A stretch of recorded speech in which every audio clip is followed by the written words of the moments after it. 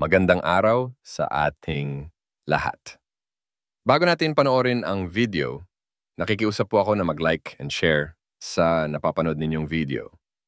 At ang hindi pa nagsasubscribe ay mag-subscribe na para ma-notify kayo ng YouTube sa ating bagong upload. At panoorin na rin ang mga YouTube ads bilang suporta sa aking channel. Halina at atin ang pakinggan si Brother Eli Soriano sa kanyang itanong mo kay Soriano. Ito, walang bawat, walang labis, walang kulang. Kaya ang sabi ng mga apostol, matuto kayo sa amin, huwag hihigit sa bagay na nasusulat.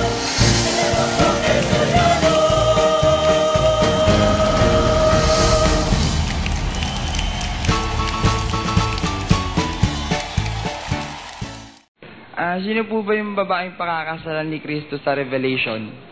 Babaeng pakakasalan ni Kristo sa Revelation? Opo. Yun ang iglesia, simbolo ng isang babae. Sa Efesos 5, versikulo 30. Sapagkat tayo ay mga sangkap sa kanyang katawan. Dahil dito'y iiwan ng lalaki ang kanyang ama at ina at makikisama sa kanyang asawa, at ang dalawa ay magiging isang laman. Ang hiwagang ito ay dakila. Datapwat sinasalita ko ang tungkol kay Kristo at tungkol sa iglesia. Yung ikakasalan, no? Si Kristo at ang iglesia. Ang iglesia isinimbolo sa isang babae. 11:3. 11:2 ng ikalawang Korinto. Sapagkat ako'y naninibugho tungkol sa inyo ng paninibugho ukol sa Diyos, sapagkat kay aking pinapag-asawa sa isa, upang kay maiharap ko kay Kristo na tulad sa dalagang malinis. Yung iglesia ihaharap kay Kristo, pag-aasawahin kay Kristo parang dalagang malinis. Yun ang simbolo nung. Kasi ang aklat ng Apokalipsis, simbolo yun eh. Ngayon, ang babaeng tinutukoy doon na pakakasalan ni Kristo, yung iglesia. Thank you pa. Maraming salamat din. Ang unang tanong ko sa inyo, Mr. Soriano, ay ganito.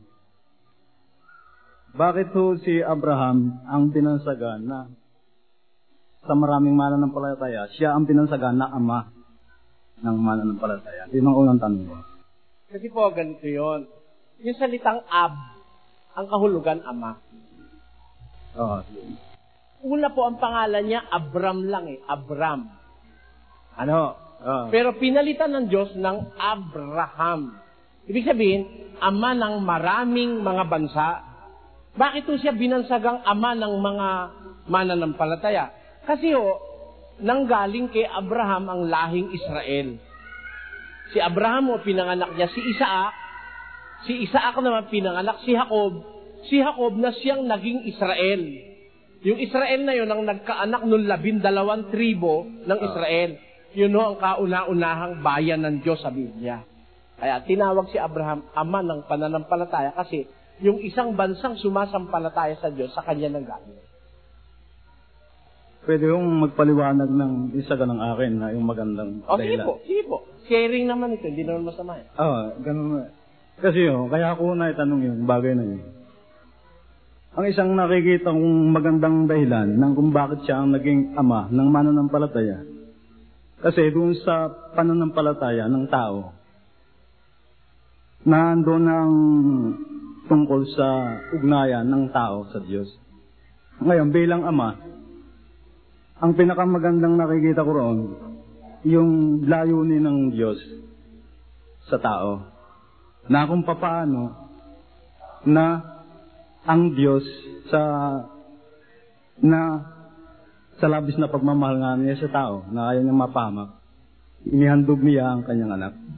Di ba ganun? Hanggang sa namatay nga dun sa krus. Ngayon, sa tao naman, ninanais din naman niya na hindi lang siya, kundi ang anak din naman niya ay ihandog niya sa Diyos. Yung parang bigayan ng magandang kaloob sa isa't isa. Yun ang isang nakikita kong magandang dahilan. Pwede po yun. Pero gusto ko konduktungan ng kapiraso. Sige. Si Abraham po kasi, tipo ng Diyos, Sa Biblia, kung naintindihan niyo po ang mga simbolism ng Biblia, si Abraham, tipo ng Diyos, a type of God.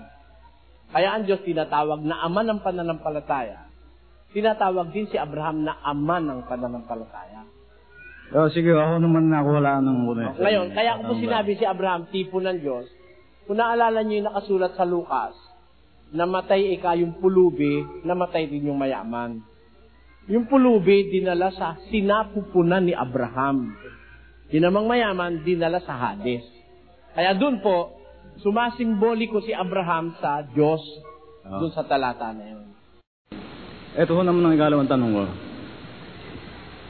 Nasusulat ko sa kasaysayan na si Abraham nagkasawa ng hindi lamang isa. At nagkaroon din siya ng hindi lamang isang anak. Nagkaroon siya ng anak kay Sarah, doon sa tunay niyang asawa, na si Isaac. At nagkaanak din siya doon sa alila ng kanyang asawa, na si Hagar. At yun nga ay si Ismael.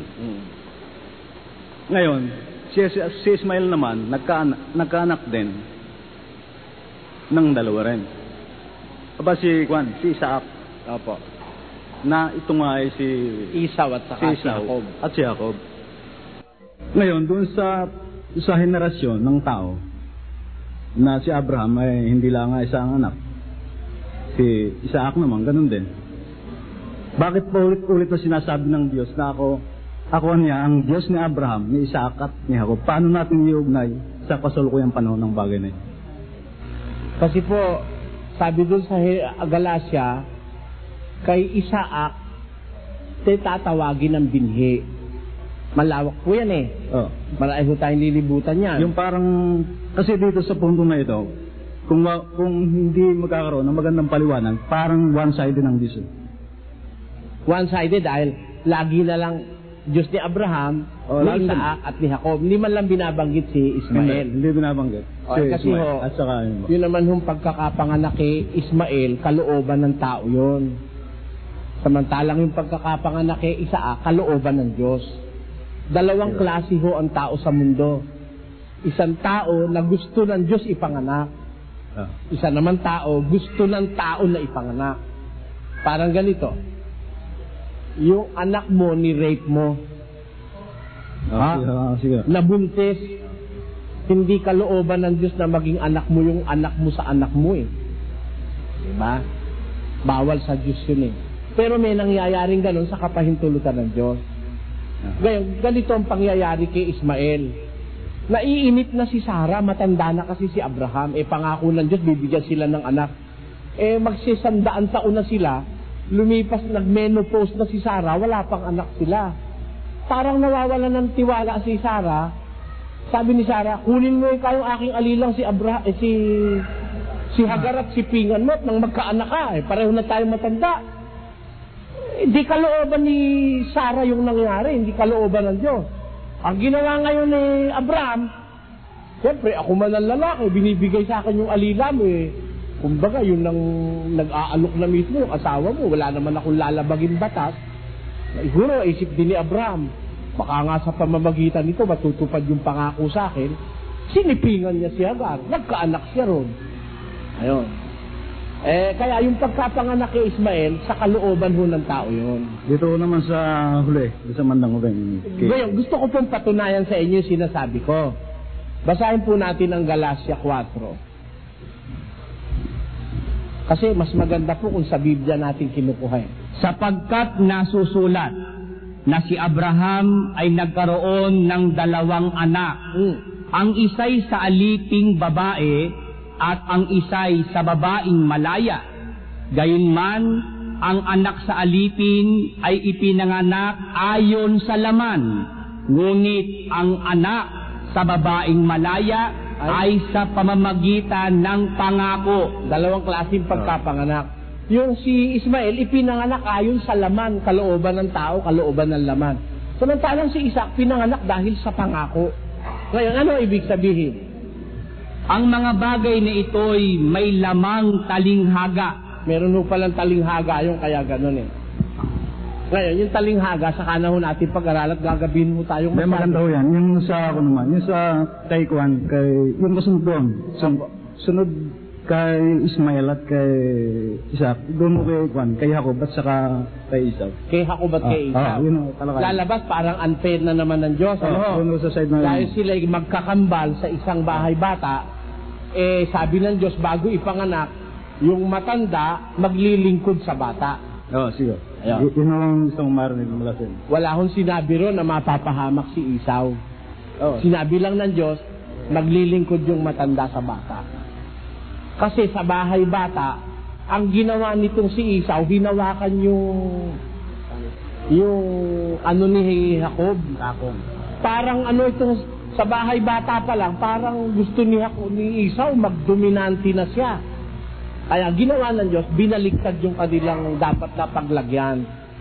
Ipinagkatiwala ng Diyos yung kanyang pagpapala sa nakakabata dahil nakita ng Diyos, mas maganda ang puso nung nakakabata kaysa sa nakakatanda. Kasi naniniwala po kayo na ang Diyos nakakakita ng puso. Ang tao po, bawa sinipingan nyo, misis nyo, sa 14 na araw, may puso na. The development of the heart takes place on the 14th day of conception. Kaya pagka medyo 1 buwan na, malaki na ang puso. Lalo na kung 3 buwan na o kaya mga 5 buwan, 8 buwan na, nakikita na ng Diyos yung puso. Sa umpisa pa lang. Nakikita na ng Diyos na magiging masyadong dominante itong si... Nakasulat po kasi yung sinasabi ko na hindi ko na lang pinapabasa dahil gagabino tayo masyado Sige, salamat. Yun ho ang ano. Hindi pa tayo tapos. Ang ibig ko lang sabihin, nakita ng Diyos sa bahay bata pa lang, medyo mang-aagrabyado si Jacob. Kaya sabi ng Diyos, Esau. Si Esau. Oo, si Esau. Mang-aagrabyado si Esau. Kaya sabi ng Diyos, 2 kang bansa ang nasa bahay bata mo. Yung matanda ang maglilingkod sa bata. Para mapatunayan naman ng Diyos na meron siyang poder o kapangyarihan sa kanyang nililikha. Pwede niyang baligtarin ang kapalaran ng tao kung gusto niya. Para wala naman taong makapagmalaki sa Diyos. Pero hindi sinabi ng Diyos na mapapahamak si Esau.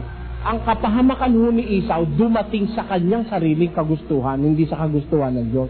Dahil bagaman gano'n na ang itinakdang kapalaran sa kanya ng Diyos, inibig pa rin ng Diyos na siya maunang lumabas. Dahil yung kambal kung sino maunang lumabas, yun ang matanda, hindi ba? Bagaman pareho sila ng edad, naunang lumabas si Esau. Nasa kanya ngayon ang karapatan ng pagkapanganay.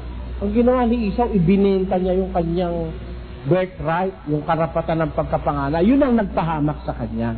Hindi po yung sinabi ng Diyos. Kaya huwag kayong mag-isip na ang Diyos unfair. Hindi, yun naman. Magkakasala po tayo. Yan, tatanong lang. Ibig sabihin, kung naiisip nyo yun, huwag nyo ituloy. Ako man ho, kasi pinag-aralan ko yan, bakit ka ako si Judas napahamak? Yung mga napahamak ang pinag-aaral, ba't kaya ka ako gano'n, ba't kaya ganun? Ba't kaya gano'n, ba't kaya ganun? Ba't may mahirap, ba't may mayaman? Nung matuklasan ko, lalo kong naniwala sa Diyos Dahil kung puro pala tayo mayaman, walang papasok ng tubero. Pagka nagbara yung toilet natin, sino kakalkal ng tae ron kung puro tayo mayaman? Pwede mo ba akong utusan? Kung ikaw may pera, kahit tae mo yung kakalkalin ko dahil may pera ka babayaran mo ko kung puro mayaman tayo at milyonaryo, kalkalin mo nga yung tae ko, ikaw na lang mag-isa mo. Hindi ako pagkayag nun. Kaya napakaganda ng ginawa ng Diyos. May mayaman, may mahirap, para maglingkuran sa isa't isa. Hindi ba? May marunong, may mangmang, para maglingkuran sa isa't isa. Yan ang paraan ng Diyos, para magbuo ng isang magandang sosyedad ng tao. Kasi kung puro mayaman, sabi ni iba, kung ang Diyos ka mapagmahal, dapat pantay-pantay lahat. Sabi ko, mali. Kasi pag pantay-pantay, pantay-pantay tayo ng taas, pantay-pantay tayo ng ilong, pantay-pantay tayo ng mata, pantay-pantay tayo ng katawan. Ang labas natin magkakamuka. Pag may nagnakaw na isa, tutugisin, mahihirapan tugisin, lahat ng tao magkakamuka. Lalabas ko mali. Sa susunod na po natin ito na yan, Sa susunod na po natin ito. Maraming salamat po. Thank you. Brother Eli, pwede pong magtanong. Sige po. Katulad po nung nauna, ako po ay isa ring militar. Taga rito po kami sa loob.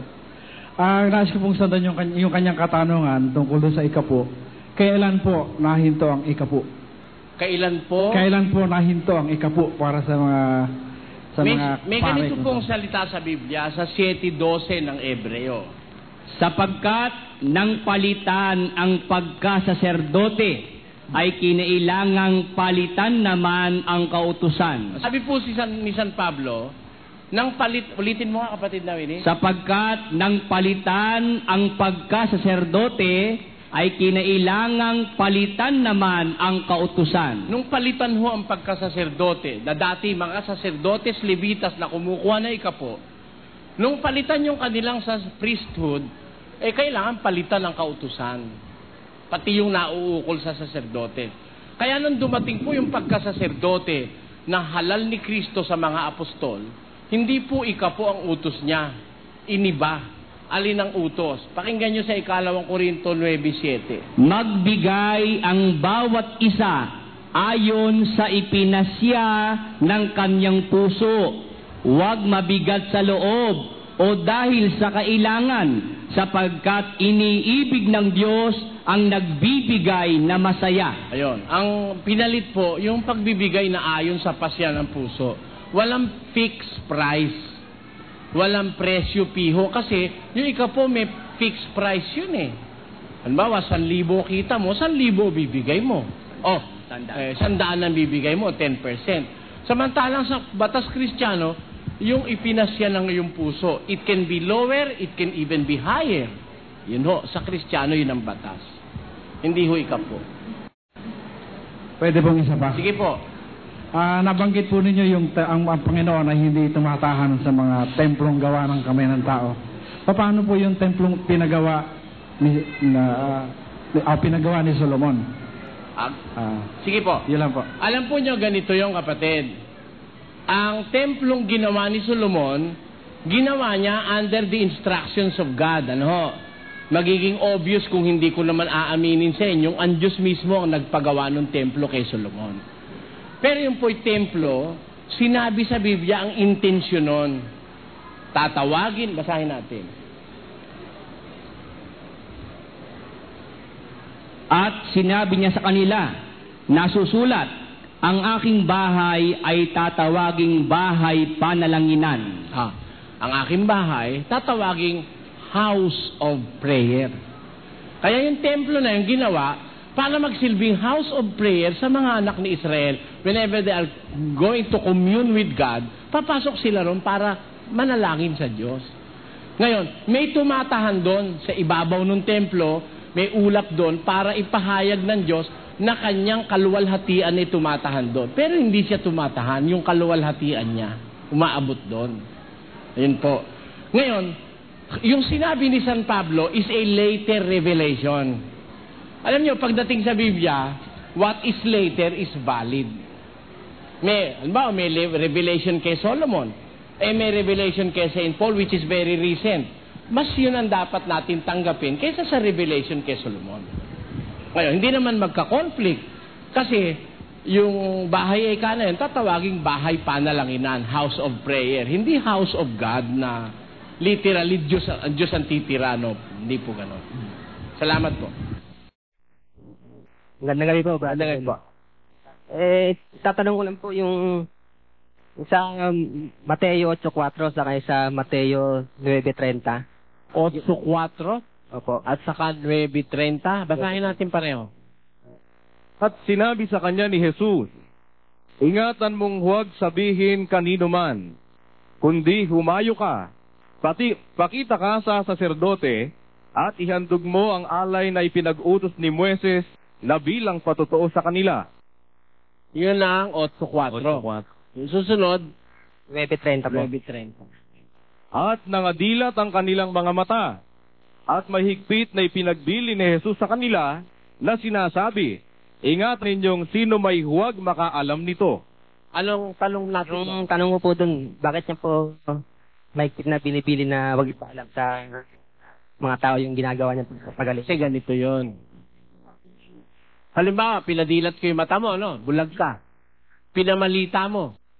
Hindi mo pa ako nakikilala, hindi mo pa naririnig ang aral. Ang mangyayari noon, magiging interesado ka lang dahil dumilat yung mata mo eh. Nadilat yung mata nung kakilala mo eh. Diba? Gusto ni Kristo mauna ang pananampalataya. Hindi ba kagaya mga pastor ngayon, talaga pinagpapalita, nako, ayun, nako, gumaling. Kasi mga pastor ng demonyo yan eh. Kaya si Kristo ayaw. Kasi nangyari ay isang karanasan kay Kristo eh. Pinakain niya yung 1,000 tao, no? Nabusog lahat. May sumobra pa eh. Bakol-bakol, ano? Sumunod na araw, ang dain na namang uling tao. Nahanap si Kristo. Ayaw niya lumabas. Sabi ni Kristo, bakit kayo nandito? Dahil ba kayo sumasampalataya o dahil nabusog lang kayo? Di, interesado lang sila sa pagkain. Di ba? Parang ganito. Kami, kung maganyaya kami ng exposition, hindi namin sinasabi na meron ho tayong konting merienda. Hindi ho. Kasi baka yung iba pumunta dahil sa merienda. Ang gusto namin dahil dun sa inyo kayo pumunta.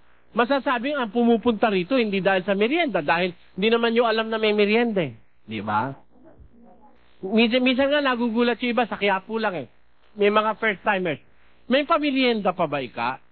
Sabi ko, opo. Kasi para wag kayo masyadong malipasan ng gutom, nag-uumpisa na pumunta ang mga tao, 7:00 eh. Hindi pa naghahapunan. Kahit konti lang, makainom lang ng kaunti. Nangyari doon sa mga pinagaling ni yung mga sumunod kay Kristo, nung makakain, bumalik ang dami. Hindi naman sumasampalataya. Interesado. Kaya si Kristo, pag kami pinapagaling siya, ayaw niya munang ipasabi. Gusto niya mapangaralan niya muna yung mga tao. Maraming salamat po. Maraming salamat din, kapatid. Magandang umaga. Sabi ko, Pastor Soriano. Ang itatanong ko po ay patungkol po sa pagsunod po sa kalooban ng Diyos sa ating Panginoon. Ang isang tao na mananampalataya sa ating Panginoong Jesucristo, na dapat ba na ano po ba ang ibang bagay na dapat maganap sa isang mananampalataya bukod po sa pagpapabautis po sa banal na tubig? Ibang bagay na dapat maganap? Ano po ang iba pang bagay na dapat maganap sa isang taong mananampalataya bukod sa pagpapabautis po sa banal na tubig? Pagpapabautis mo sa? Ibig ko pong sabihin, nagpabautis mo na po sa tubig. Opo. Ano pa po ang dapat maganap sa isang tao? Marami po. Susunod po sa bautismo, yung bautismo naman sa Espiritu Santo at sa apoy.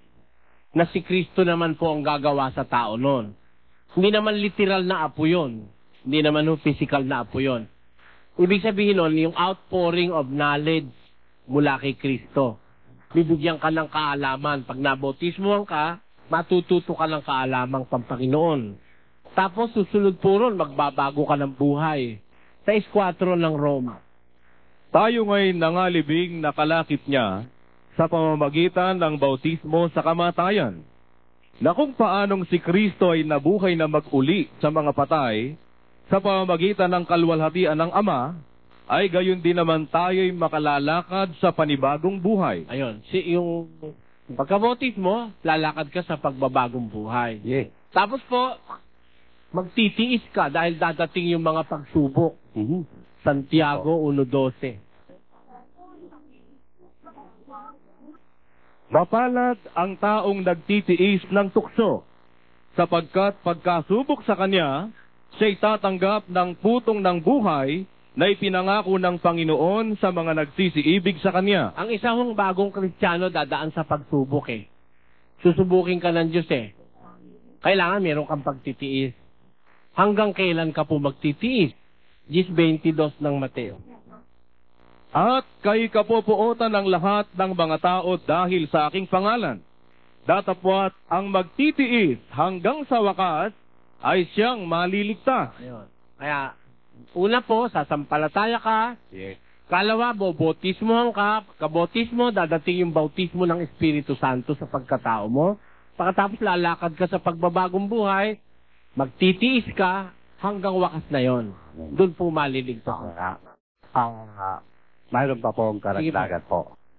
Ang lahat po ng binanggit po sa ating binasa sa mga banal na kasulatan, bukod po doon, ano pa po ba ang ibang tanda ng isang taong nabautismuhan sa banal at sa Espiritu Santo? Ang mga palatandaan po sa taong nakatanggap ng Espiritu Santo, yung nasa 5:22 ng Galacia. Pakinggan niyo po. Datapwat ang bunga ng Espiritu ay pag-ibig, katuwaan, kapayapaan, pagpapahinuhod, kagandahang loob, kabutihan, pagtatapat, kaamuan, pagpipigil. Siyam ho yun. You know, mga makikita mong manifestasyon sa nakatanggap ng Espiritu Santo. Yung lamang po. Maraming salamat. Maraming salamat po. Brother Eli, tatanong ko lang po kung ano po ba yung mga senyales kung darating na yung katapusan ng mundo. Nasa 24:3 hanggang 8 ng Mateo. Ano, sabi ng Panginoong Hesus, mag-ingat kayo na huwag kayong mailigaw nino man sapagkat magsisiparito ang mga magsisiparito sa aking pangalan. Marami ang magsasabi na ako ang Kristo, pililigaw ang marami. At makakarinig kayo ng mga digmaan, alingaw-ngaw ng mga digmaan. Ingatan ninyo, huwag kayong magulumihanan sapagkat kinakailangan ito'y mangyari, datapot hindi pa ang wakas. Bakit? Sapagkat magsisitindig ang bansa laban sa bansa, ang kaharian laban sa kaharian, at magkakagutom at lilindol sa iba't ibang mga dako. Datapot ang lahat ng mga bagay na ito'y siyang pasimulan ng kahirapan. Therefore, yan ngayon ay binubuo ng maraming tanda. No? Una, maglilitawan ng mga false prophets, mga false Christ, yan, pagdami ng mga relihiyong mga palsipikado. Tapos magkakagutom, merong famine. Tapos lilindol sa iba't ibang mga dako, merong mga natural calamities. Pagkatapos, ang sabi, ang mga bagay na ito ay pasimulan ng kahirapan. Magpapahirap ito sa buhay ng tao. At ang culminating factor nito, yung sinasabi sa 24:21, ang sabi doon, at malibang paikliin ng mga araw na yaon, ay walang lamang makaliligtas. Datapot dahil sa mga hirang paiikliin ng mga araw na yaon. Aling araw yon?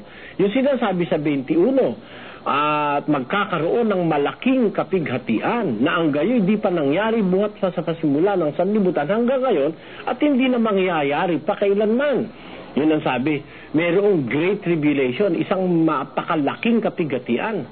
Katakot-takot na hirap yung inilalarawan yan. Ano? Pagkatapos, karakarakang pagkatapos ng mga kapighatian sa araw na yon, 24:29, ay magdidilim ang araw at ang buwan ay hindi na magbibigay ng kanyang liwanag at mga lalaglag ang mga bituin mula sa langit at magsisipangatal ang mga kapangyarihan sa mga langit at kung magkagay lilitaw ang tanda ng anak ng tao sa langit. Ayun, kaya pagdating na ni Kristo yon, right after nung malaking kapighatian. Mali yung paniniwala ng born again na bago daw dumating yung malaking kapighatian, rapture muna. Mali yun. Kasi dadatnan yung mga hirang ng malaking kapighatian. Sabi sa 21:22 maliban ikang paikliin yung mga araw na yun, nung kapighatian, walang namang makaliligtas. Dahil sa mga hirang, because of the elect, paikliin ang mga araw na yun. Kaya nandito pa sa mundo yung mga elect, yung mga hinirang. Dadatnan sila nung malaking kapighatian. Kaya lang aalisin sila agad para sila maligtas. Yun ang mangyayaring sunod-sunod, kapatid. Ang pangalawa pong katanungan, brother. Ano po yung pagkakaiba ng espiritu at kaluluwa? Yung kaluluwa, it is the whole entity called man. Yun ang kabuuan ng sinasabing tao. Samantalang yung espiritu, minus the flesh, minus the soul, yun ang spirit. 4:12. Pakinggan nyo. Sapagkat ang salita ng Diyos ay buhay at mabisa at matalas kaysa alinmang tabak na may 2 talim at bumabaon hanggang sa paghihiwalay ng kaluluwa at espiritu. Tanyo, humihiwalay yung kaluluwa sa espiritu So ano po makakasama ng ating Panginoon, ng ating pong espiritu, ang ating kaluluwa? Yung kabuuan natin. So combination of spirit and the soul? Opo, kasi pakinggan nyo sa 2 ng Genesis chapter 2 verse 7. At nilalang ng Panginoong Diyos ang tao sa alabok ng lupa at hiningahan ang kanyang mga butas ng ilong ng hininga ng buhay.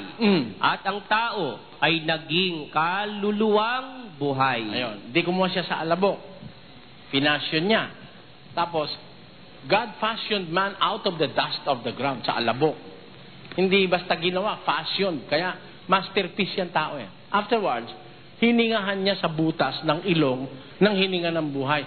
He breathed into his nostrils the breath of life. And man became a living soul. Therefore, what is the soul? It is the whole entity called man. The elements from the dust of the ground, with its faculties, intellect, senses, and etc., plus the breath of life that was introduced to his nostrils by God, then man became a living soul. Kaya yung soul, yun yung kabuuan. It is the total man, yung soul. Sa 1 Peter chapter 3, ganito sabi. Na ng unang panahon ay mga suwail, na ang pagpapahinuhod ng Diyos ay nanatili noong mga araw ni Noe. Samantalang inihahanda ang daong na sa loob nito'y kakaunti. Sa makatwid ay 8 kaluluwa ang nangaligtas sa pamamagitan ng tubig. 8 souls were inside the ark of Noah. 8 souls, hindi sinabing 8 persons, kundi 8 souls, representing the intact intellect and the intact entity of man. Si Noe lang at saka yung kanyang family ang nakapanatiling intact during that time. Kasi marami noon, ang mga souls noon were corrupted by sins. Ang 8 lang ang righteous. Ang tawag sa Biblia, 8 kaluluwa yung nasa daong ni Noe. Yun ang total man, yung kaluluwa. Thank you, Brother Ed. Salamat din po. Si Nanay, ano po ang pangalan niyo, Nay? Leonora Landicho. Si kapatid na Leonora Landicho. Nakailan taon po kayo sa Iglesia ni Manalo? Nung araw, doon ako nagising sa Iglesia ni Cristo. Kaya ako naalis. Nag-asawa ako ng hindi Iglesia ni Cristo. 20 anyos ako sa... 20 anyos kayo sa Iglesia. Ngayon, noon ba naniniwala kayong yung Iglesia na yun ang totoo? Oo. Wala akong naririnig na Pero ngayon, hindi. Matagal na. Kasi, unang naanib dito yung anak kong isa. 6 na taon na yun. 6 na taong nakinig ako kay Brother Ed. 6 na taon? Tapos, tagal po yung isa kong anak na bunso, 4 na taon nang naanib. Kaya ka brother at ka sister niyo anak ko. 6 na taon at saka 4 na taon. Pagkasunod bakit kayo umanib dito? 6 na taon akong nakinig sa TV. Hindi nyo ba nakita na maliwanag ang turo ni Bularan? Naku, walang kalatid. Pag nga ako nanonood, nagigigil ako. Gusto ko nga utosan yung TV namin.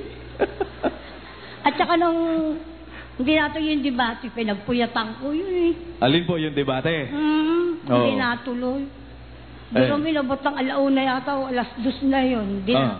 Gigil ako. Kaya yung anak ko, tuwan-tuwa. Yung anak kong pangalawa.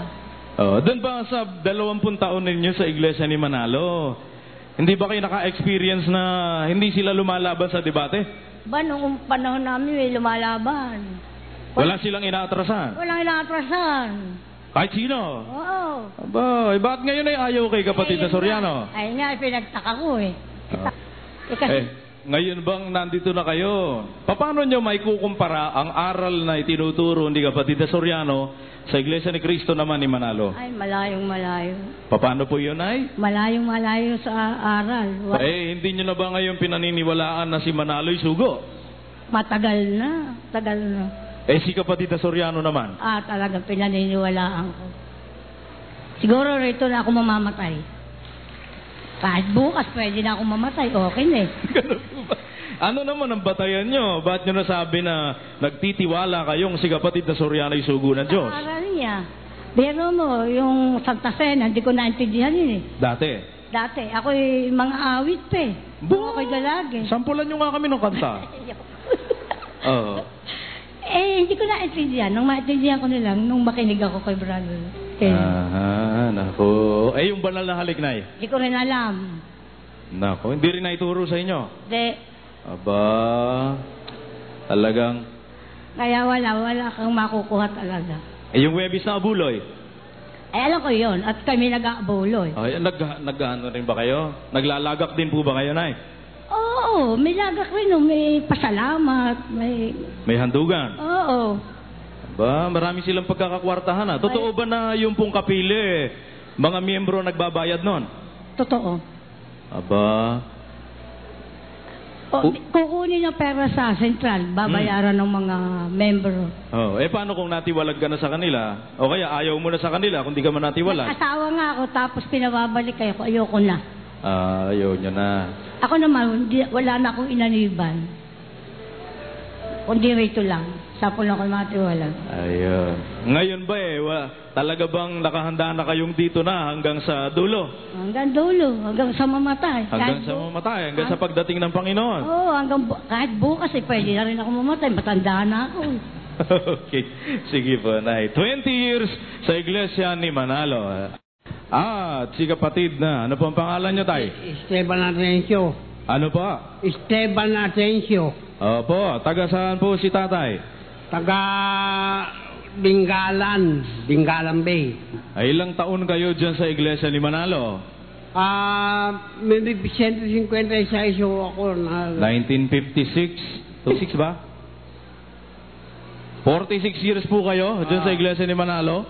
Ang masasabi ko lang, sa loob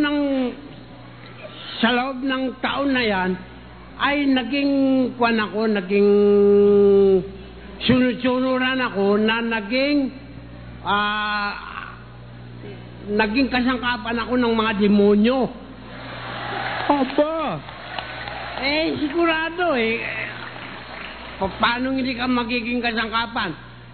Nung araw, pagka merong kadibate, nung wala pa si Kaele, pagka merong dibate, nandun ako.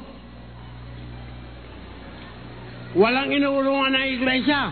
Ngayon, nung Kaele na, hindi na lumalaban ng mga iglesia. Bakit ganun? Sabi ko. At saka yung kinalaban ko nga yung ministro Sabi ko, kung halimbawa kung meron kang meron kang masasabi na itanong mo kay Manalo, biglang sasagot, naniniwala akong totoo yan. Sabi ko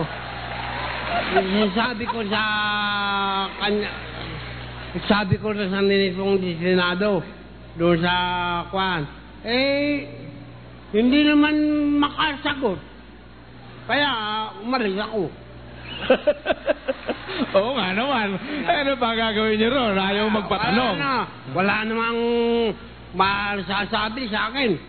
Palagay niyo ba talaga hindi nalalabas sa debate sila Bularan?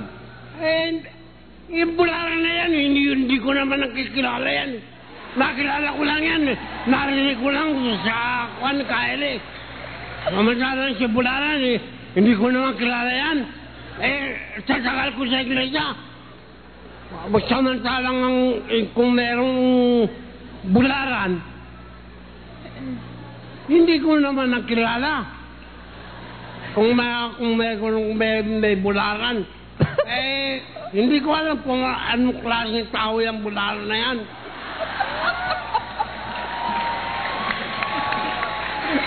Kayo ba naman, Tay? Kilala ba naman kayo ni Bularan? Hindi pareho lang kayo. Hindi mo? 46 years. Ngayon ba? Palagay nyo, mayroon pa bang ministro? Kahit si Manalo ba sa tansyan ninyo? Uubra kay kapatid na Soriano sa debate? Wala. Wala nang... yung sinabi ko na merong itanong mo kay Manalo, biglang haragot. doon lang, malalaman mo nang hindi siya pwede kay ka-Erle. Oo nga naman. Eh wala nga naman sila noon mga kapatid eh. Hindi pwedeng magtanong sa kanila. Eh doon lang eh, ayaw na eh, debate pa. Ang umubra sila, hindi ho ba? Ayan. Marami ba kayong naiabuloy dyan? Ay marami! Napakarami! Ang abuloy dyan, para sabihin ko sa inyo, ang abuloy dyan, bukod siyang abuloy, bukod pa yung handugan, bukod pa yung lagak, na hindi naman hindi naman na withdraw ang lagak. Mahigpit yung bangko nyo. Naglalagak, walang withdraw. Walang withdraw. Ang withdraw lang, pagkatapusan ng taon, ibibigay yung, kung magkano yung nairakak mo, yung kukwentahin. Pagkatapos, pwede nyo bang iuwi yun? Ay, hindi. Ibibigay mo sa kanyo, ibibigay lang sa'yo. Yung cheque. Pagkatapos, lalagay mo sa sobre, iuulog mo rin doon. Bibigay mo rin uli? Oo. Abay, niloloko lang kayo. Ay, kaya nga.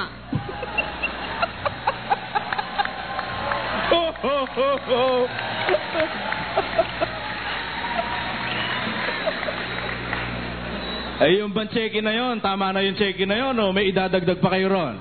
Meron kang idadagdag. Kung meron kang hanap buhay, meron kang pagkakakitaan, at saka yung cheque na yun, pagka pasalamat sa katapusan ng taon, dadagdagan mo siyempre yun. Madadagdagan mo yun. Bukod dun sa naipon na sa buong taon, pagdating ng Disyembre, dadagdagan nyo pa yun. Dadagdagan mo pa yun. Dami naman nun, tay! Ay, paano? Yun ang patakaran eh. Hindi ka makukuha, hindi ka maliligtas. Pagka hindi ka nagdagdag. Ayan, ngayon pong nandito na kayo sa pag-akay ni kapatid na Soriano. Kayo ba wala ba kayong angal? Wala ba kayong nakikitang mali? O may balak pa ba kayong bumalik sa iglesia ni Manalo? Wala na. Dito na ako mamamatay. Kahit na mamatay na ako, kahit na mamayang gabi, mamatay na ako. Papayag na ako. Dahil nakita ko ng katotohanan. Okay. Sige po. Maraming salamat si kapatid na Esteban. Pinapawisan na siya, kaya dito na po ako. Magandang gabi po, Brother Eli Soriano. Yung katanungan ko po may kaugnayan din po dun sa unang katanungan ng yung nagtanong bago ako. Sige, tuloy mo. Ano yun? Yung katanungan ko po, sangayon po ba kayo dun sa ipinapayag ng Deuteronomy 14, versikulo 8? Na anong sabi ron? Yung pinababawal daw po kainin yung baboy. Oo, talagang bawal kainin yung baboy sa Israel. Sa Israel sinabi yun Basahin natin. 14:8 yung kamo, no? Basahin natin sa 14:1. Kayo'y mga anak ng Panginoon ninyong Diyos, sapagkat ikaw ay isang banal na bayan sa Panginoon mong Diyos, at ikaw ay pinili ng Panginoon upang maging bayan sa kanyang sariling pag-aari, na higit sa lahat ng mga bayan na nasa ibabaw ng balat ng lupa. Huwag kang kakain ng anumang karumal-dumal na bagay. Sinasabi yan sa Israel, huwag kang kakain ng karumal-dumal na bagay kasi sila ang bayan ng Diyos noon. Huwag kang kakain, kasi alam mo ang baboy, scavenger kasi yan Yung baboy, nung araw, ang ginagawa niya magpunta sa mga pusali. Hindi ba kagaya ngayon ng baboy nakakulong, kinakain feeds? Nung araw, ang baboy ang kinakain, kababuyan. Di ba? Kaya nga, naintindihan mo ko. Ay anong bawal ng Diyos talaga kumain. Pero pagdating ni Kristo, yung baboy, bagaman nung umpisa'y karumal-dumar, marumi, nilinis na yan ng salita ng Diyos. Pakinggan mo sa 7 ng Marcos. Sapagkat hindi pumapasok sa kanyang puso kundi sa kanyang tiyan at lumalabas sa dakong daanan ng dumi. Sa salitang ito'y nililinis niya ang lahat ng pagkain. Pagdating ni Kristo, nilinis ng Diyos yun. Kaya nga pati daga, pwede mo nang kainin ngayon eh. Oh, masarap ang daga, yung adobo. Huwag mo lang kakainin yung namatay sa sariling daga. Baka naman kakita ka inuuod na daga, inilitsyon mo pa. Yung mga daga talagang hinuhuli dun sa bukid na mga dagang malilinis yun. Diba? Ngayon, gusto mo makakain ng bayawak, pwede rin. Ngayon, sawa nga, kinakain eh, pati ulupong. Pinamumulutan pa yun doon, papuntang Tarlac. Naku, mahal ang ulupong. Bibili ka ng ulupong, iluluto para sa'yo, buhay na buhay. Lulutuin. Nakain na ngayon yun kasi alam ng Diyos, dadami ang tao, dadami ang pangangailangan sa pagkain. Kung bawal pa rin ang baboy ngayon, baka lang ang pwede mong kainin. Kay mahal-mahal ng baka, 150 isang kilo. Matigas pa yun, ha? Pag tenderloin, 250. Kaya ngayon di na bawal yung baboy. Good evening po. Gusto ko lang po itanong yung tungkol po sa Trinity. Totoo po ba may Trinity? Sa Biblia, walang Trinity. Yung salitang Trinity, wala. Pero meron tatlo talaga sa Biblia na kapangyarihan, Ama, Anak, Espiritu Santo. 28:19. Dahil dito na sila inyong bautismuhan, sa pangalan ng Ama at ng Anak at ng Espiritu Santo. Ngayon, baptizing them in the name of the Father, of the Son, of the Holy Spirit. Meron talagang tatlo. Ama, Anak, Espiritu Santo. Pero walang nakasulat na Trinity. Saan po kaya nakuhan ng mga Katoliko yung Trinity? Marami namang invento eh.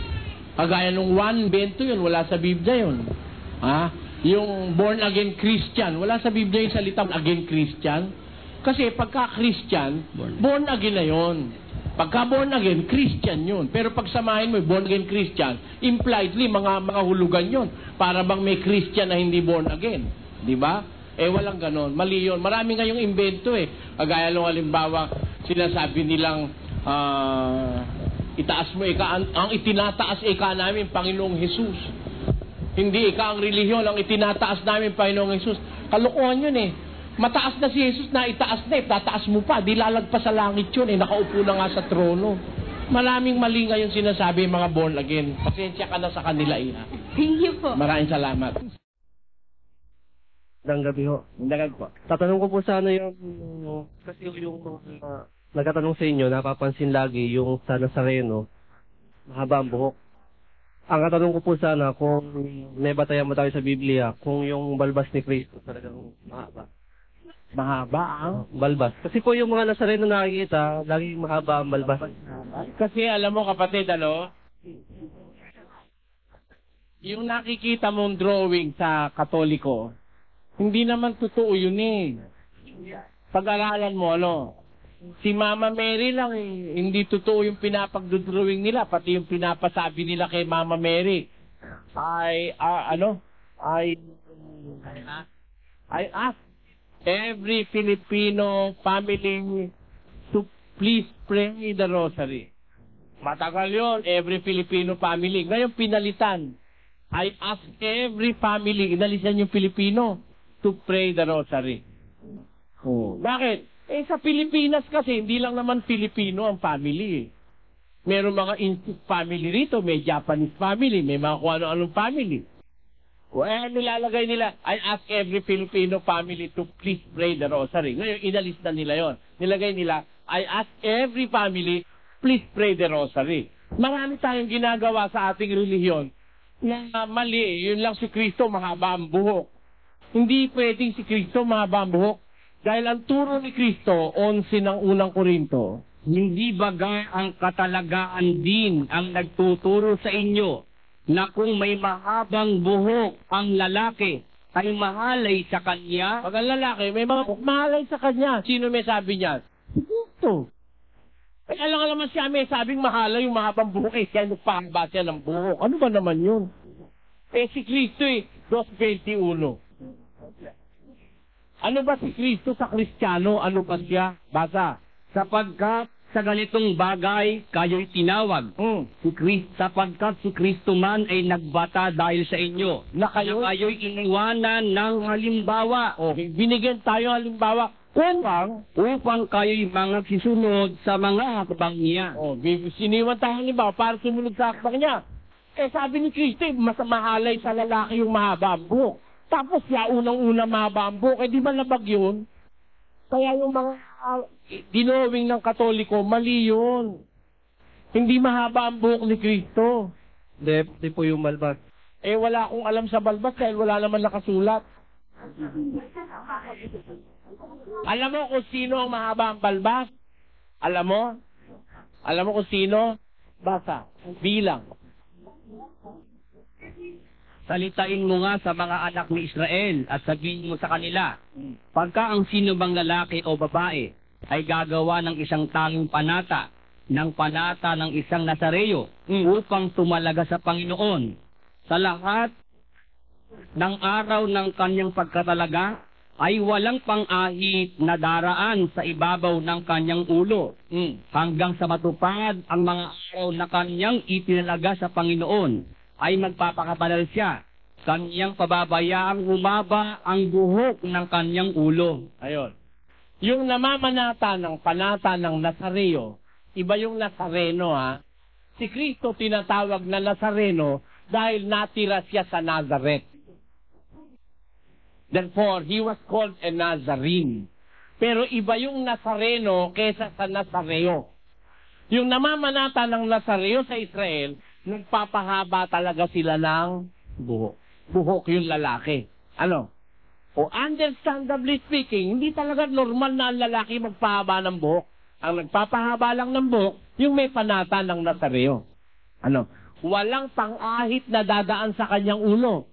Tanong ko sa iyo, yung babae bahagi ng ulo? Bahagi ba ng ulo yon? Opo. Hindi rin aahitan yun. Haba nga. Yun ang mga Nazareo. Ang katunayan sa Levitico, pakinggan mo.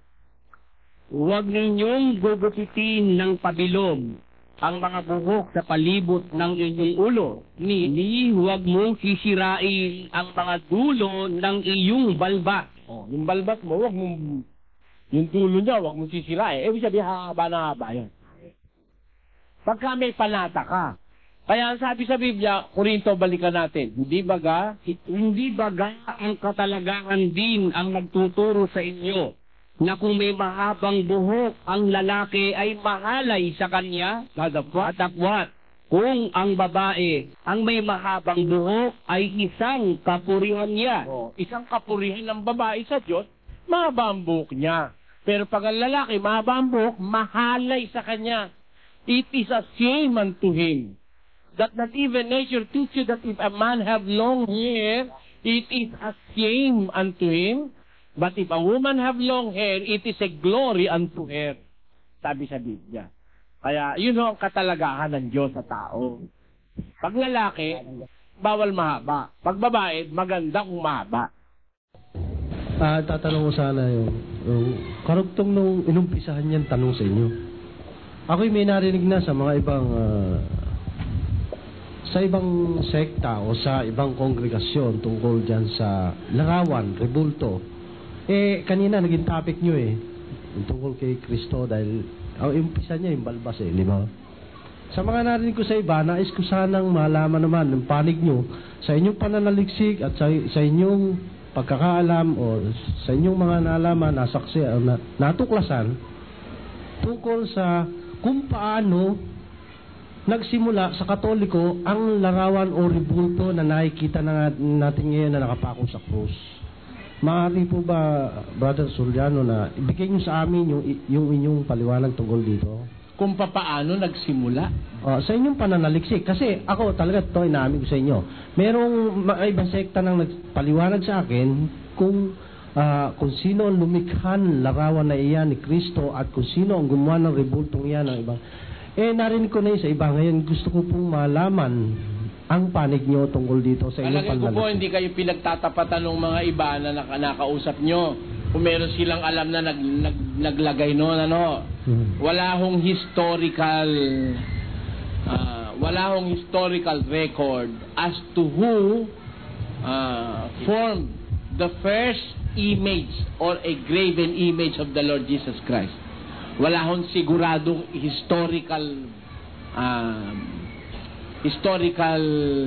information written kung sino nag-umpisa niyan. Pero kung Biblia ho ang pag-uusapan natin dyan, ang nag-umpisa niyan mga Romano.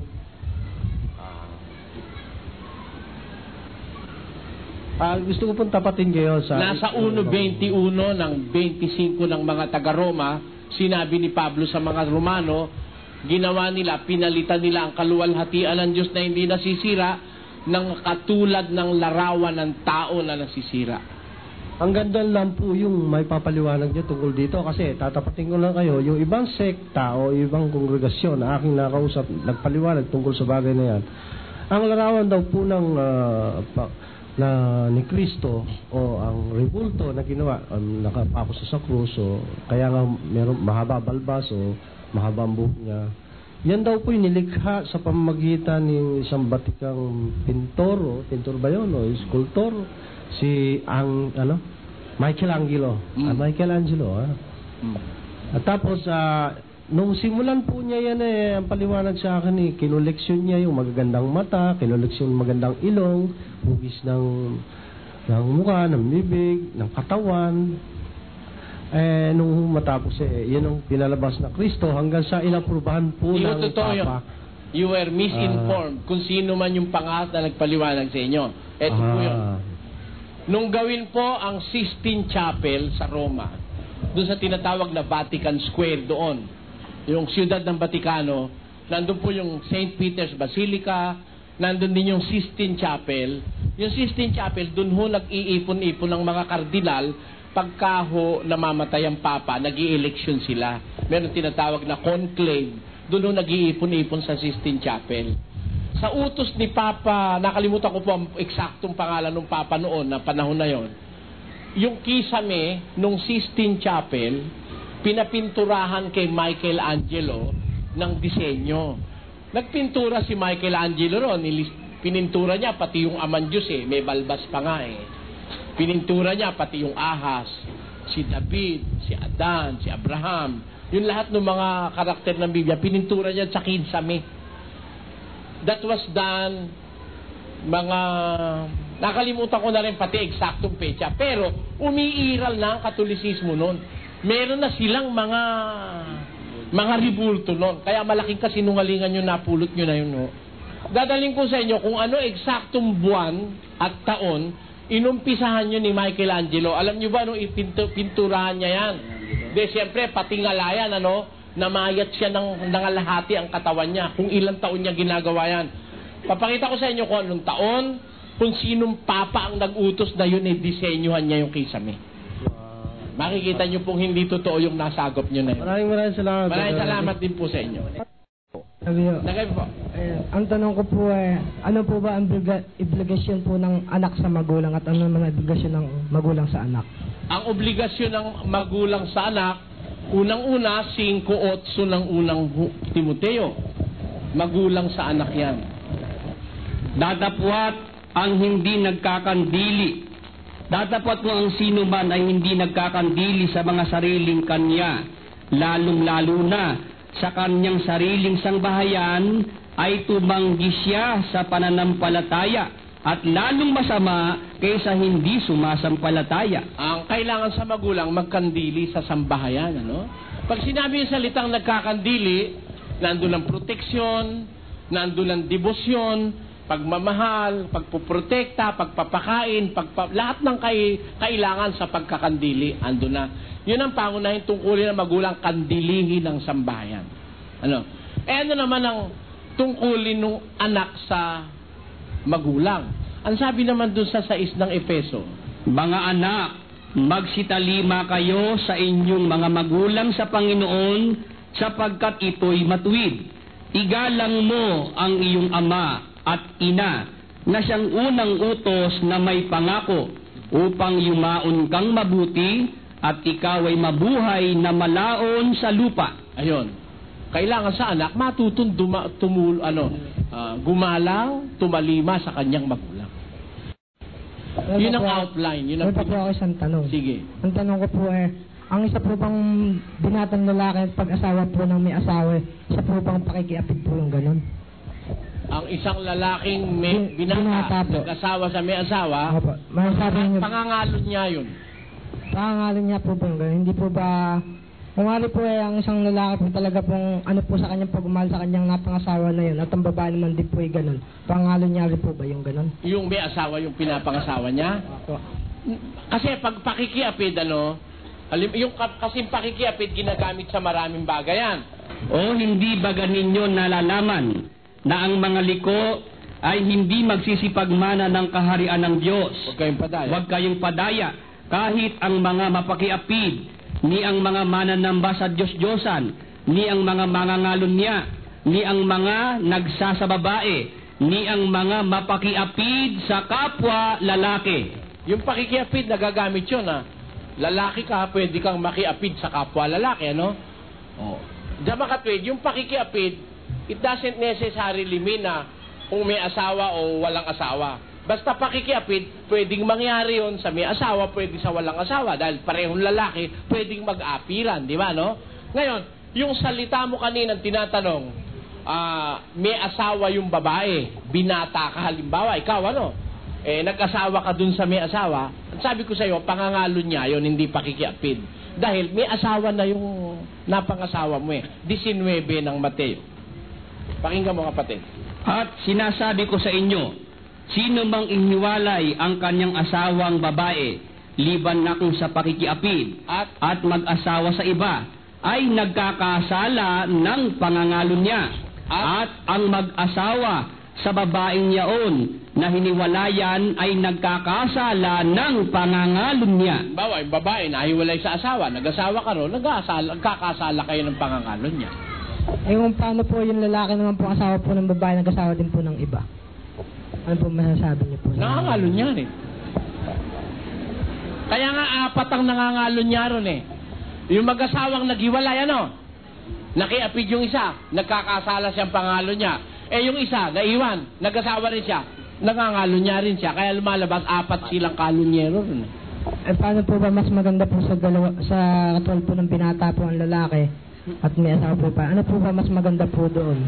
Kung binata ka, huwag ka bang aagaw ng asawa ng may asawa? Kung lalo na kung may anak na kayo nung asawa mo na yun. Ano? Kung lalo na po kung may anak na po kayo nung babae na yun. Ay, ibig sabihin yung babaeng may asawang napangasawa mo, nagkaanak na kayo? Ganun na nga po. Nagkaanak na kayo. Huwag mo lang hihiwalay, nagkaanak na pala kayo Magkahiwalay na sila nung asawa niya. Opo. Ngayon, pag nakakilala ka ng katwiran, tutuhanin mo na yun. Huwag mo na siyang hihiwalayin dahil kawawa naman yung anak niya. Diba? Patutuhanin mo na siya. Paglingkod kayo sa Diyos, patatawarin kayo. Ay, sige po, salamat. Maraming salamat. Tatanong ko lang po kung ano yung tamang pananalangin. Kung ito po ba'y nakayuko o nakatingala? Alam mo, pwedeng nakayuko, pwedeng nakatingala. Pakinggan mo, 17:1 ng Juan. Ang mga bagay na ito ay sinalita ni Jesus, at sa pagtingala ng kanyang mga mata sa langit ay sinabi niya, Ama, dumating na ang oras. Ayun, tumingala siya nung nananalangin siya. Pero meron din naman tiyempong nakayuko. Pakinggan mo. 25. O magsiparito kayo, tayo'y magsisamba at magsiyukod. Tayo'y magsiluhod sa harap ng Panginoon na may lalang sa atin. Nakayukod naman yun. Can be either way. Pwede.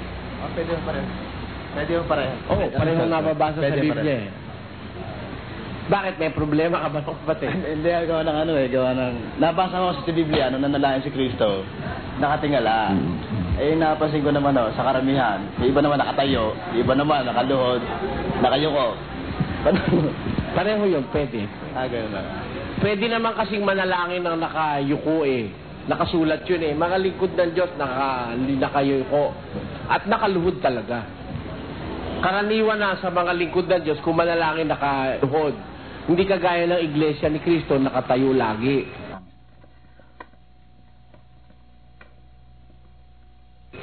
Pero kasi nabuo sa isip ko yung sinasabi nyo, narinig ko sa TV, na ang Diyos nasa langit lang, hindi sa lahat ng dako.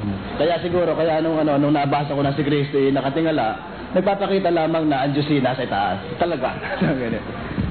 Pero yung pagyuk mo naman, hindi naman ibig sabihin na ang Diyos nasa ibaba. Hindi, kundi, kuminsan yung pagyuk ko, it's a sign of respect to bow down our heads to God. Yung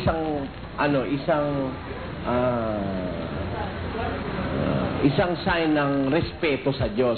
Nakasulat kasi yun sa Pilipos Bawat tuhod ay luluhod upang sa pangalan ni Jesus ay iluhod ang lahat ng tuhod ng nangasa langit at ng nangasa ibabaw ng lupa at ng nangasa ilalim ng lupa.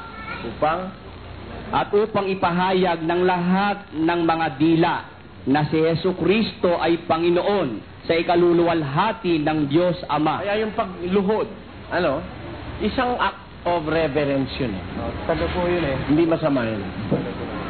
Pwede pa isa? Sige Pwede pa magsalita sa unahan ng babae, lalo't kung sa unahan ng mga pagtitipon. Kung ako na sinasabi ni Pablo nasabi, ang babae mag-aaral tumahimik. At kung merong mga gusto itanong, umipa sa bahay at doon magtanong sa asawa. Andun din naman sa talatang sinabi mo yung sagot nakalagay, ang mga babae magsitahimik. Kung gustong may malaang anuman, umuwi sa bahay, magtanong sa asawa. Yung pala, yung mga babaeng walang alam. Wala? Hindi maalam. May asawa at hindi maalam. Kahit naman lalaki ka, pag hindi ka maalam, hindi kita pagsasalitain dito Imanda ko ano-ano pagsabihin mo, paano naman yun. Hindi naman pasis yung kung mo lalaki ka, pwede ka na magsalita Diba? Hindi naman basta lalaki, pwede na magsalita Ngayon, kahit na ikaw ay babae at may kaalaman ka, pwede ka magsalita. Pakinggan mo. 68:11. Nagbibigay ng salita ang Panginoon. Ang mga babaeng nangaghahayag ng mga balita ay malaking hukbo. Pagka nabigyan ka ng salita ng Diyos, kahit babae ka, maalam ka, pwede ka naman magpahayag Ito yung pansinin mo kapatid. Hindi pases yung pagkalalaki mo para ka magsalita. Tama? Kasi kung kahit lalaki ka nga, kung di mo naman alam ang sasabihin mo, hindi ka dapat magsalita. Pero, kung babae, hindi pwede magsalita, ang sabi ni Pablo, tama yon. Sinong babae? Binanggit mo na rin, babaeng kailangan pang magtanong sa asawa kung meron siyang hindi alam. Therefore, hindi siya maalam na babae. Babae siya na kulang sa kaalaman. Kaya bawal magsalita yun. Pero hindi ko mo basta babae, bawal na. Basahin natin yung sinasabi ng talata. Ang mga babae ay magsitahimik sa mga iglesia. Yun ang sinasabi mo, di ba, no?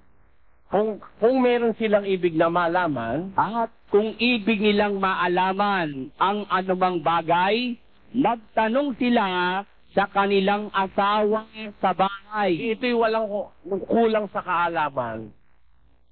Pero hindi naman sinabi ni Pablo, ang lahat ng babae ay magsitahimik. Wala nun. Ang mga babae, sinong babae? In-specify niya sa ilalim, mga babaeng kulang sa kaalaman. Baka mamaya, akala nung iba nagbabasa, ang lahat ng babae kasama ron. Hindi. Meron mga babae na masasabi nating exemplary ang pagkababae. Kahit na sila babae, they can be teachers. Pwede silang mangaral o maral. Sa gitna ng kahit sa gitna ng mga lalaki, pwede. Kasi kaya ko napansin yan. Gawa niyo ng Panginoon sa Kristo Gawa ko ng Panginoon sa Kristo. Nung kumuha ng mga sinugo, wala akong nabasa na babae sinugo ni Kristo. Doon sa 12 angka ng Israel at doon sa mga Intil. Puro lalaki Yung mga apostol niya, puro lalaki talaga. Pati yung mga apostol sa Intil, puro lalaki yun Pero nung pumalik na sa langit si Kristo, iniwan ng pangangasiwa sa mga apostol, tumawag din siya ng mga babae. Meron ding mga nangangaral babae. Pakinggan mo, bibigyan kita mga halimbawa. 4:3 ng Filipos. Oo, ipinamamani ko rin naman sa iyo, tapat nakasama sa pagtulong, na iyong tulungan ang mga babaeng ito, sapagkat sila'y nangagpagal na kasama ko sa Ebanghelyo. Alam mo, mga babae kasama ni Pablo nagpapagal sa Ebanghelyo. Eto pa, sa 16. Ipinagtatagubilin ko sa inyo si Febe, na ating kapatid na babae, na lingkod sa iglesia na nasa Sencrea. Tenyo, si Febe, kapatid na babae, ministra. Dun sa Greek translation, diakonon. Diakonon ang nakalagay. Si Febe, diakonon. Ang ibig sabihin nun, minister. Ano? Nangangasiwa siya sa iglesia sa Sencrea. Babae si Febe pwede.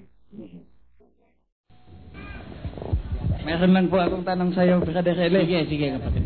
Noong unang exposition dito, tinanong mo sa mga audience na ano ang dalawang masunod dito sa mundo.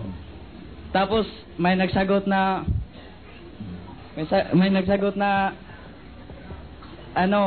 Diyos at saka demonyo. At sabi mo na dahil ang dalawang masunod ang Diyos at saka tao, dahil ang demonyo ay hindi pwede masusunod.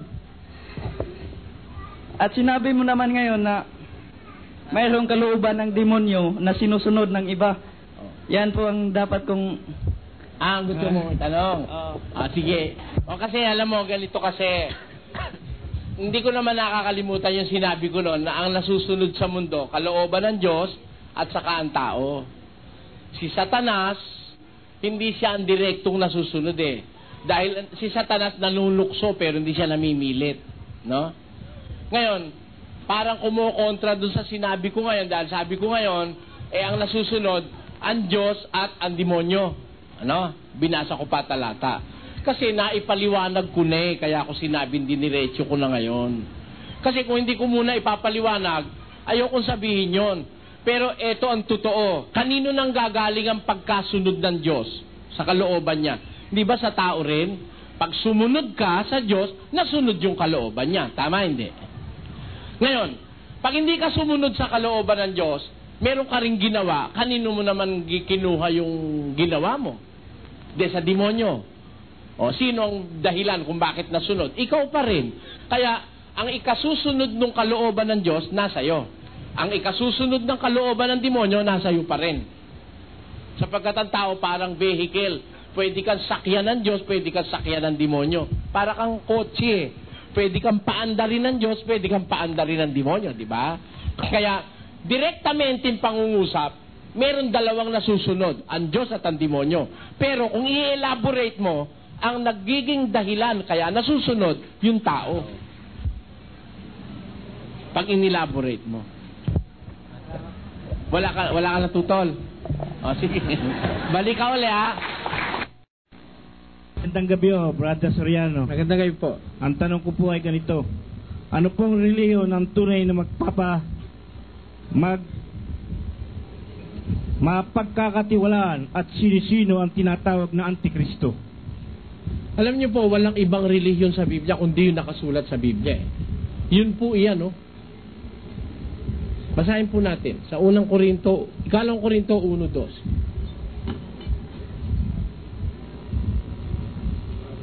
Si Pablo na apostol ni Kristo Jesus sa pamamagitan ng kalooban ng Diyos sa iglesia ng Diyos. Yan po ang nasa Biblia, iglesia ng Diyos. Yung iglesia ng Diyos, sino ang namamahala ron? Kanino nakatayo yun? Pakinggan nyo sa unang 2:14. Sapagkat kayo, mga kapatid, ay nagsitulad sa mga iglesia ng Diyos na nasa Judea kay Kristo Jesus. Ayun, yung iglesia ng Diyos na nasa Judea kay Kristo Jesus. Ang pinagsasaligan po ng iglesia ng Diyos na nasa Biblia, yun ang ating Panginoon Kristo. Kaya wala hong ibang iglesia totoo, kundi yung nasa Biblia. Hindi ho kami yun. Baka ho magkamali kayo. Hindi ho kami yun. Bakit? Hindi pa kami tao nakasulat na yun eh. Alam niyo yung Biblia binabasa ko, 1902 nung isalin sa Tagalog yun. 1902. Nang ipanganak ang aking ama, 1903. Bago pala ipanganak ang ama ko, isinalin na sa Tagalog ang Biblia. Ang akin namang ina na ipanganak 1913. Hindi pa tao nanay ko, tatay ko, nakasulat na yung iglesia ng Diyos doon. Kaya hindi ho kami yun. Kaya tinan nyo, nakalagay sa taas, kami ay mga kaanib. Wala hong ibang totoong iglesia sa Biblia kundi yung iglesia ng Diyos. Ang katunayan, 20:28 ng gawa. Ingatan ninyo ang inyong sarili at ang buong kawan, na sa kanila'y ginawa kayo ng Espiritu Santo na mga obispo upang pakanin ninyo ang iglesia ng Diyos na binili niya ng kanyang sariling dugo. Ayun. Sabi ng Biblia, iglesia ng Diyos, binili niya ng kanyang sariling dugo. The church of God which He hath purchased with His own blood. Iglesia de Dios, la cual gano por su sangre. Por tanto, mirad por vosotros y por todo el rebaño en que el Espíritu Santo os ha puesto para obispos en la iglesia de Dios, la cual gano por su sangre. Sabi sa Kastila. Kaya, Kastilain mo, Latinin mo, Tagalogin mo, iglesia ng Diyos po nakasulat sa Biblia. Yun ang tunay na iglesia. Ngayon, sino ang mga antikristo? Pakinggan nyo ang sabi. Sino ang sinungaling? Kundi ang tumatanggi na si Jesus ay siyang Kristo.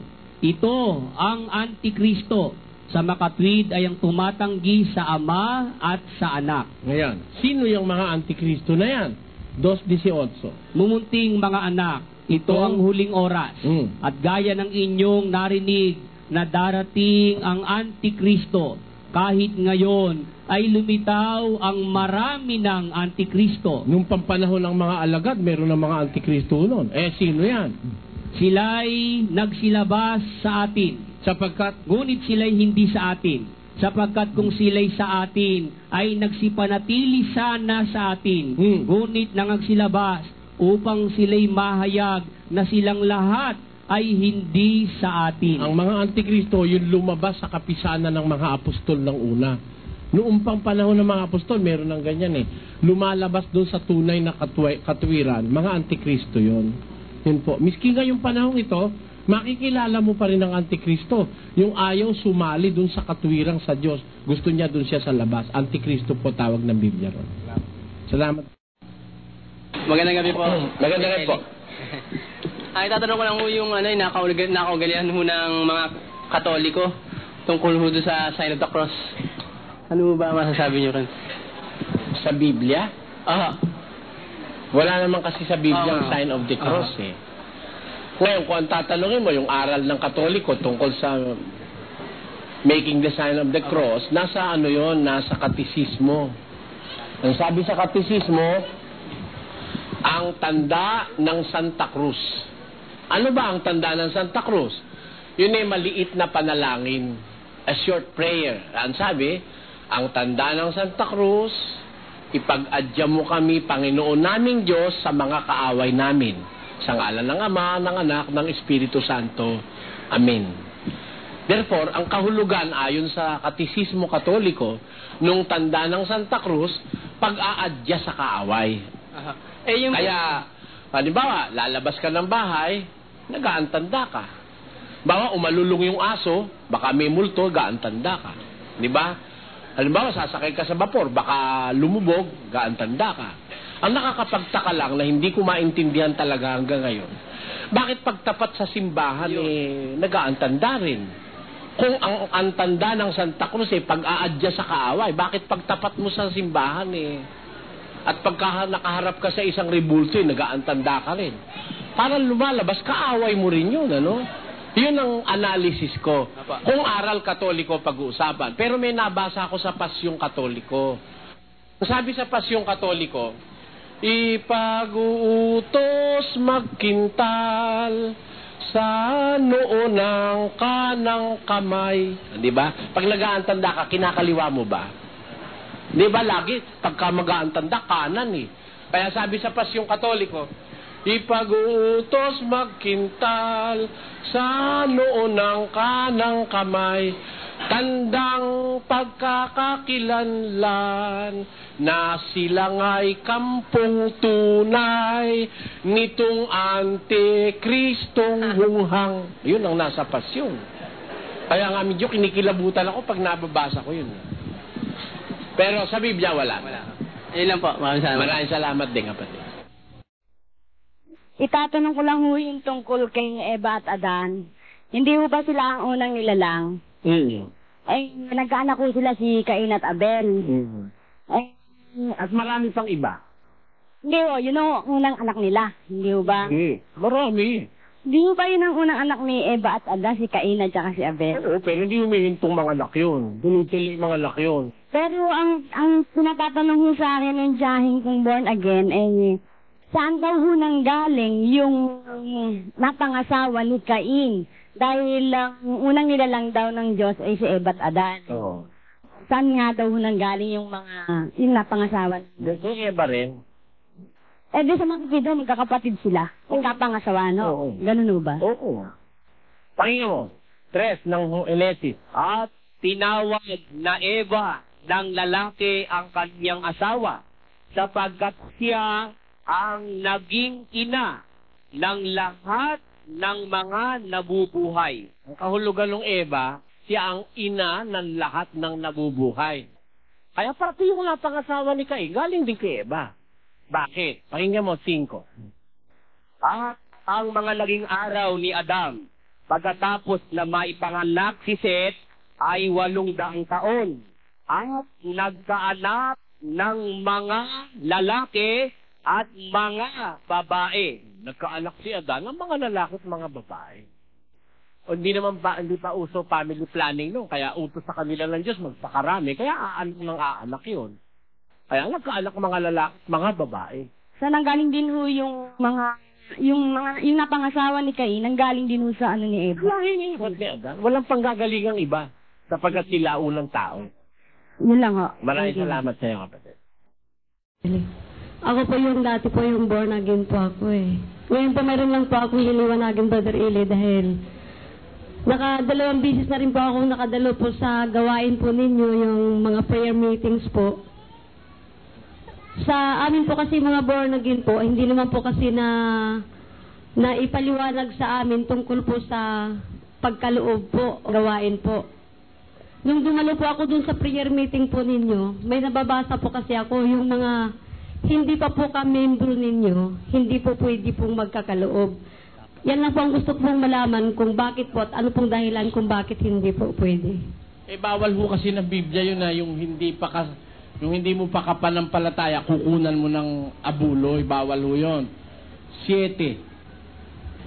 Sapagkat dahil sa pangalan ay nangagsiyaon sila na walang kinuhang anuman sa mga hentil.